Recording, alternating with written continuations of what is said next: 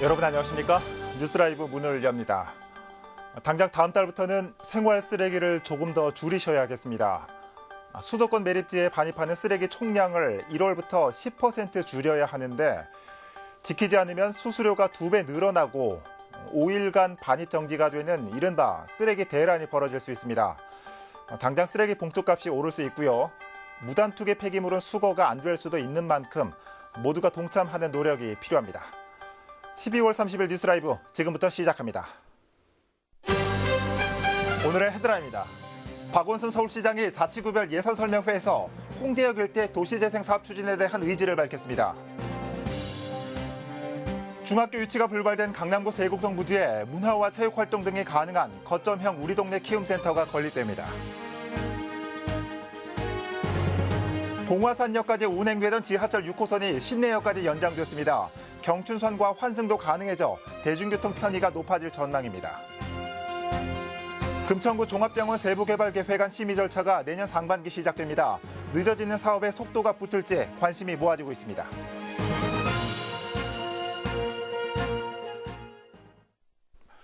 박원순 서울시장이 서대문구를 찾아 주민들을 대상으로 내년도 예산 설명을 가졌습니다. 이 자리에서 박 시장은 홍제역 일대 도시재생 사업을 적극 추진하겠다고 밝혔습니다. 이혜진 기자가 보도합니다. 내년도 서울시 예산은 39조 5천억 원. 박원순 시장은 7대 중점과제를 중심으로 내년도 예산을 설명했습니다. 특히 주거와 아이 돌봄 문제를 해결하기 위해 5조 원의 예산을 쓰겠다고 밝혔습니다. 이어 서울시 예산이 투입되는 서대문구의 주요 사업도 언급됐습니다. 부가연 문화체육센터와 가재울 도서관, 그리고 영천시장 주차장 건립 사업을 차질 없이 진행하겠다는 것. 또 도시재생 사업의 중요성도 강조했습니다. 서대문구가 홍제역 지하도 개발을 추진 중인 가운데 서울시는 홍제역 일대 도시재생을 위해 2025년까지 예산 200억 원을 지원하겠다고 약속했습니다. 우리가 늘 고쳐 쓰고 살아가야지 늘 새로 다 싹 뜯어버리고 그러면 이게 도시가 아니죠.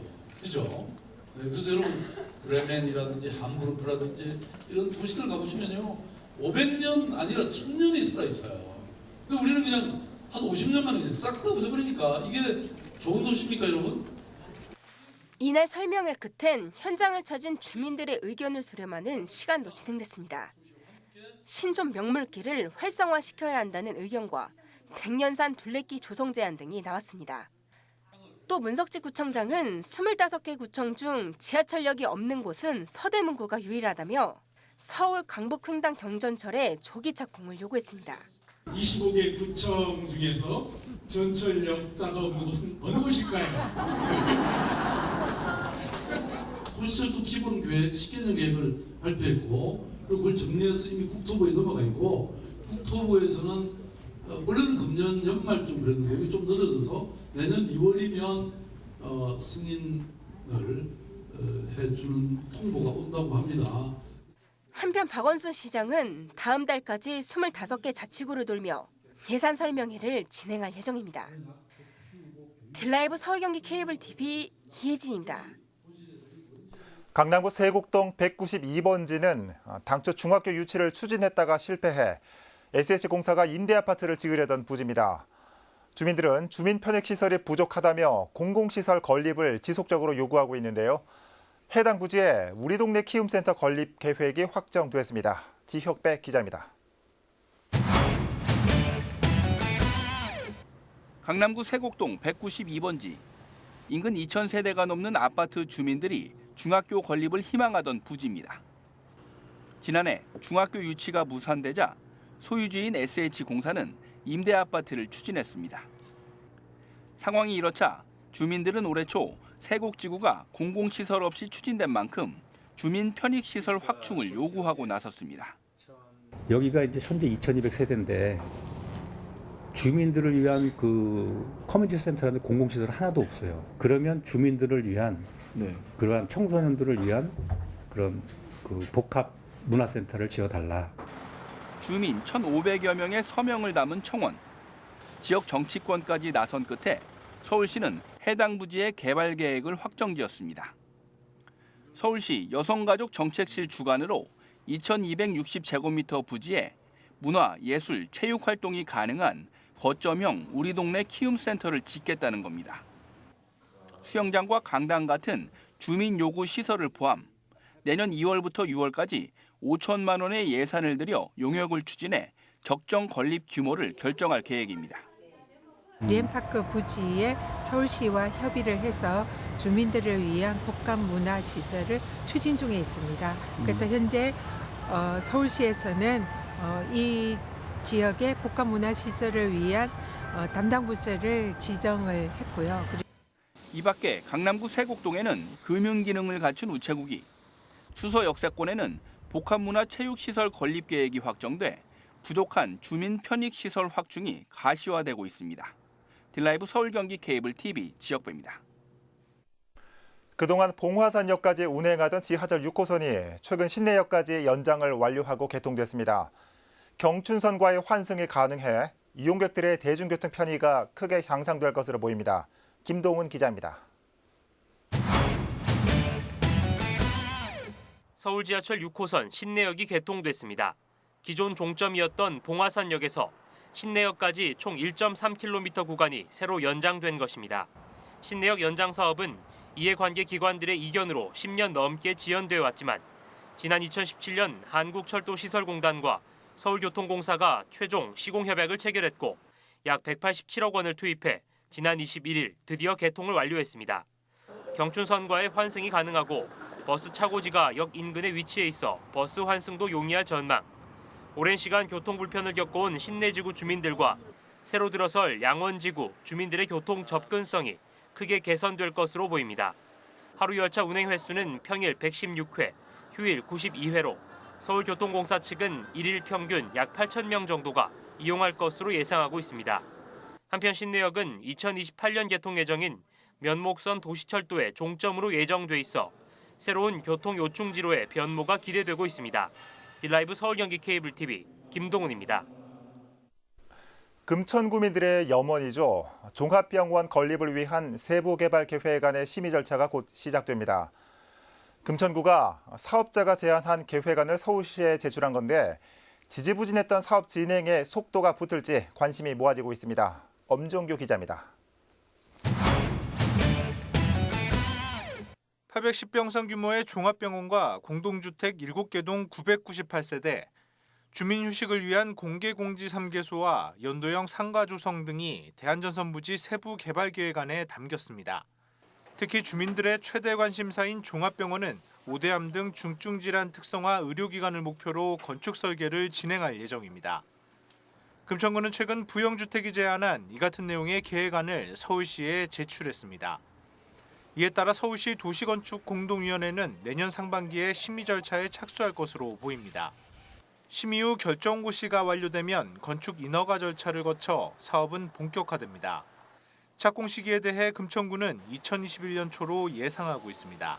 세부 개발 계획 도면도 제출됐고 서울시에 이방 결정 우리 구에서 요청도 했고 그래서 아마 2021년 초 정도에나 착공 들어가지 않을까. 물론 내년에 2020년에 세부 개발 계획 수립 결정이 될 것이고 건축 심의, 건축 허가 절차를 거칠 걸로 예상됩니다. 사업이 기대와 달리 늦어지면서 주민들의 우려가 깊은 금천구 종합병원 건립 사업.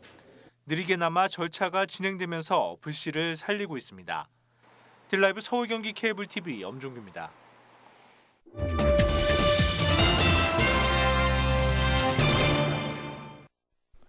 새해부터 서울 도심 내부를 순환하는 녹색 순환버스가 운영됩니다. 신혼부부와 청년들을 위한 정책들도 확대됩니다. 이 밖에 새해 서울에 달라지는 점들은 어떤 게 있을까요? 자세한 내용 전해드립니다. 먼저 1월부터 녹색교통지역 내 친환경 교통 대책으로 녹색 순환버스 4개 노선이 운영됩니다. 도심 외부와 서울의 광역버스 주요 거점을 연결하는 노선과 경복궁과 인사동, 명동 등 관광 수요가 밀집된 도심을 운행하는 도심 내부 순환, 그리고 남산 순환과 연계를 목적으로 하는 총 4개 노선입니다. 이용요금은 현행 시내버스 요금의 절반인 600원입니다. 청년들을 위한 복지 정책도 확대됩니다.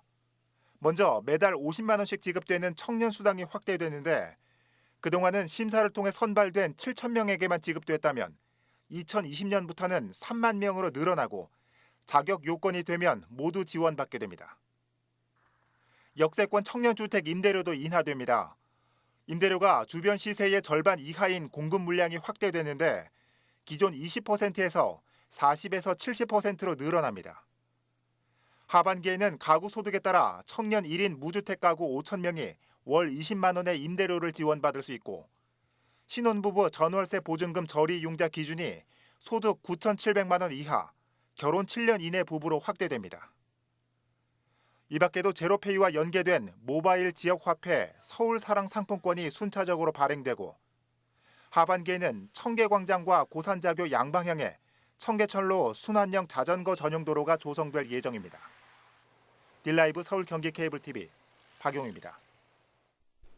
성동구청 책마루 카페에 커피를 내리는 로봇, 이른바 드립봇이 등장해 인기를 끌고 있습니다. 로봇이 직접 물을 내려 커피를 만드는데 오차 없이 드립을 하는 만큼 맛에서도 좋은 평가를 받고 있습니다. 조성엽 기자가 그 현장에 다녀왔습니다. 로봇 바리스타가 성동구청 책마루 카페에 취업했습니다. 글라인더에서 원두를 갈고 로봇이 물을 부어 커피를 내립니다. 이름하여 드립봇. 한 대의 드립봇에서 3개의 드립커피를 내릴 수 있고 3분 50초 동안 3잔의 커피를 완성합니다. 사람의 경우 숙련도나 컨디션에 따라 커피 맛이 좌우될 수 있는데 반해 동시에 여러 잔의 드립커피를 내리면서도 한치의 오차가 없습니다. 물을 내리는 양과 속도, 온도와 방향이 일정한 만큼 맛에서도 높은 평가를 받습니다. 일정 온도, 일정 양, 일정 방법으로 내려야 되거든요. 이거를 반복적으로 했을 때 30잔 이상이 안 나옵니다. 그래서 저희는 그중에서 가장 힘든 부분인 드립 부분을 로봇으로 대체를 한 거죠. 전체 처음부터 다 자동화로 할 수 있어요. 그런데도 불구하고 드립만 한 이유는 사람과 로봇이 같이 가야 하는 미래를 구현하기 위해서입니다. 드립봇 설치는 성동구와 로봇 제조 회사와의 협약에서 시작됐습니다. 두 기관은 사람과 로봇의 협업을 통한 일자리 창출과 사회 공헌을 약속했고 그 첫 사례로 드립봇을 도입했습니다. 더불어 드립봇을 관리하고 작동하는 일자리도 추가적으로 창출됐습니다. 맛있는 커피를 제공하기 위해서 저희가 그 전담 인력을 배치 운영 중에 있습니다. 주민들이 신기해하고 어린아이들도 굉장히 좋아하고 어르신들도 좋아하고 저희가 좀 앞으로 전망이 좋을 것 같습니다. 드립 커피는 고급 원두를 사용해야 하는 만큼 시중에선 8,000원대 이상이 일반적이지만 성동구청 로봇 드립 커피는 3,500원으로 절반 가격에 불과합니다. 성동구는 구청을 찾는 주민들을 위해 앞으로도 이 가격을 유지하겠다고 전했습니다. 딜라이브 서경기 케이블 TV 조성엽입니다. 노원구동 서울 동북부와 경기도 의정부시 정치권이 KTX 의정부 연장 사업을 계획대로 추진할 것을 정부에 촉구하고 나섰습니다. 사업이 더디게 진행되면서 자칫 무산되는 것 아니냐는 불안감 때문입니다. 박선화 기자의 보도입니다. 서울 노원구와 동대문구, 경기도 의정부시 등 4개 지역 단체장과 국회의원이 KTX 수도권 동북부 연장 사업을 계획대로 추진하라며 목소리를 높였습니다. KTX 수도권 동북부 연장 사업은 제대로 추진되고 있지 않아 이 지역 320만 주민은 불안감에 휩싸이고 있다. 책임 있는 정부 당국의 적극적인 대응과 속도감 있는 사업 추진이 필요한 시점이다. KTX 수도권 동북부 연장 사업은 강남 수서부터 노원구 광운대역을 지나 의정부를 연결하는 사업으로 지난 2016년 제3차 국가철도망 구축 계획에 포함됐습니다. 순항하던 사업에 미묘한 기류가 감지된 건 올 초. 수도권 광역급행철도 GTX-C 노선이 예비타당성 통과 등 본격 추진되면서부터입니다.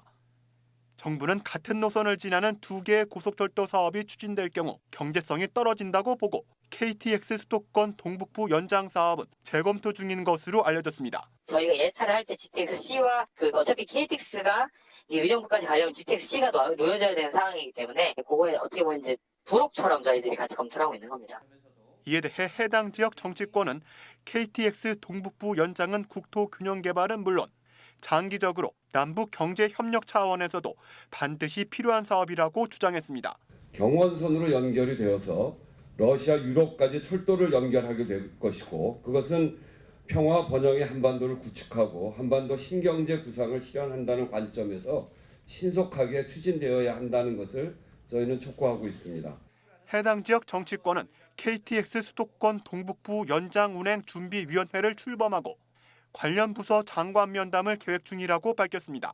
필요할 경우 주민 서명 운동까지 돌입할 예정입니다. 드라이브 서울 경기 케이블 TV 박선호입니다. 한국 대중가요 100년의 역사를 담은 전시가 송파구에서 열리고 있습니다. 지금은 보기 힘든 음반사의 인수에 광고하며 세계 음악 시장을 뒤흔든 K-팝의 자취까지 한국 대중음악사를 한 곳에서 만날 수 있습니다. 태윤영 기자가 현장에 다녀왔습니다. 전통 성악곡 모음집과 지금은 생소한 숫자 악보, 세월을 머금고 노랗게 빛바랜 노래책들이 진열대를 채웠습니다. 1960년대 한국 최초의 댄스 가수 고 이금희의 무대 의상이 화려한 자태를 뽐냅니다. 세계 음악 시장에서 인정받으며 한국 가요사에 한 획을 더한 K-팝의 자취도 눈길을 끕니다. 이런 음악책도 귀중한 사료가 되고 또 볼거리를 제공한다는 면에서 굉장히 신선했어요. 이 남진, 나훈아, 이미자 이런 저희 엄마나 아버지를 여기 한번 오셔갖고 보면은 같이 공감할 수 있는 이야기가 많겠다라는 생각. 광복 이전부터 현대까지 시대를 풍미했던 노래도 들어보고 잡지와 음반사의 인쇄 광고도 보며 추억 여행을 떠날 수 있습니다.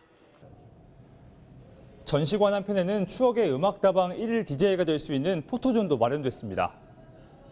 노래책, 시대를 노래하다라는 주제로 한국 대중음악사 100년을 한 곳에서 만날 수 있는 특별 전시회가 열렸습니다.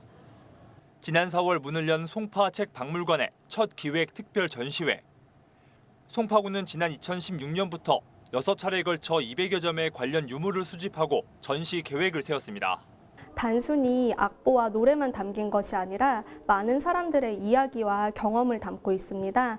그래서 이런 근현대의 노래책을 토대로 한국 대중음악 100년사를 소개하고 이제 다양한 세대들이 함께 여기에서 서로를 이해하고 소통할 수 있는 장을 마련하고자 하였습니다. 그동안 쉽게 접하지 못했던 한국 대중가요 100년의 모습은 내년 3월 말까지 만날 수 있습니다. 드라이브 서울 경기 케이블 TV 태윤영입니다.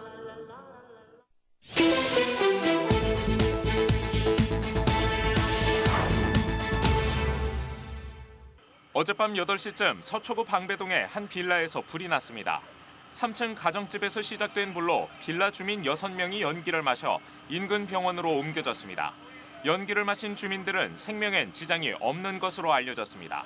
경찰은 3층 가정집 주방에서 불이 시작된 것으로 보고 정확한 사고 원인을 조사하고 있습니다. 어제 저녁 7시쯤 강동구 길동의 한 주택 3층에서 화재가 발생해 10분 만에 꺼졌습니다. 인명피해는 없었지만 집안에 있던 집기와 내벽 등이 불에 타 200만 원의 재산 피해가 났습니다. 경찰은 정확한 화재 원인을 조사하고 있습니다. 뉴스라이브 사건 사고였습니다. 마포구가 불법 촬영 범죄를 예방하기 위해 불법 촬영기기 점검 장비 41대를 구비하고 무상 대여합니다. 마포구 소재 사업장과 다중이용시설의 사업주, 관리인 등이 대여할 수 있습니다. 주말을 포함해 5일간 대여 가능하고 점검 장비 대여를 희망하는 사업주는 신분증을 지참하고 마포구청 여성가족과로 방문하면 됩니다. 한편 마포구는 구내 공중 화장실 등에 대해서 월 1회 이상 주기적으로 불법 촬영기기 단속을 하고 있습니다.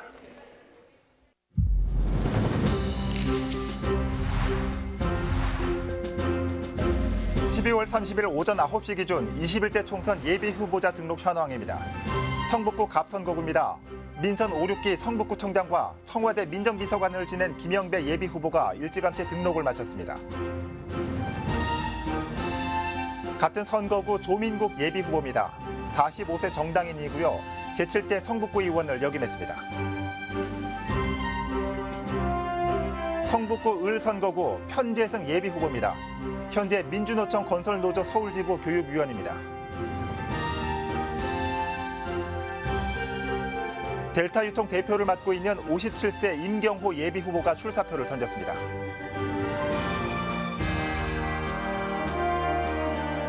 노원구 갑선거구입니다. 18대 국회의원을 역임한 57세 행정사 현경병 예비후보입니다. 전 국회의원과 노원구청장 출신인 이노근 예비후보도 노원구에서 다시 한번 도전장을 내밀었습니다. 최나영 예비후보 44세 정당인입니다. 현재 민중당 공동대표를 맡고 있습니다. 노원구 을선거구로 가봅니다. 3선 노원구 의원과 노원구청장 후보 경력을 가지고 있는 임재혁 예비후보입니다. 장일 예비후보 61세 자영업을 하고 있고 전 광운대학교 총학생회장을 역임했습니다. 서대문구 갑선거구입니다. 16대 18대 이성원 전 국회의원이 이번 총선 레이스에 뛰어들었습니다. 현재 민중당 서대문구 위원회 부위원장을 맡고 있는 전진희 예비후보도 출사표를 던졌습니다. 서대문구 을선거구 이동호 예비후보 60세 정당인입니다. 현재 자유한국당 서대문구 을 당원협의회 위원장을 맡고 있습니다. 국회의원 보좌관 김수철 예비후보입니다. 현재 한국민주시민교육원장을 맡고 있습니다. 전 서울시의원 출신 송주범 예비후보입니다. 현재 자유한국당 서울시당 홍보위 수석 부위원장입니다.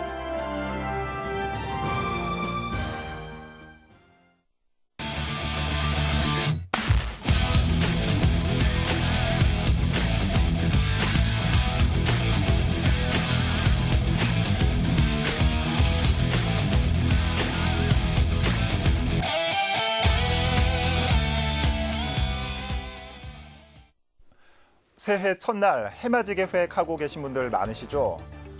꼭 멀리 가지 않더라도 서울 각 자치구별로 해맞이가 계획되어 있습니다. 남산과 개운산, 안산 등 도심 속 산 정상, 그리고 북한산과 도봉산, 용마산, 아차산, 일자산 등 서울 외곽산에서 해맞이 행사가 예정되어 있으니까요. 집 근처 가까운 곳에서 새해 맞이하시는 것도 좋을 것 같습니다. 뉴스라이브 마칩니다. 시청해 주셔서 고맙습니다.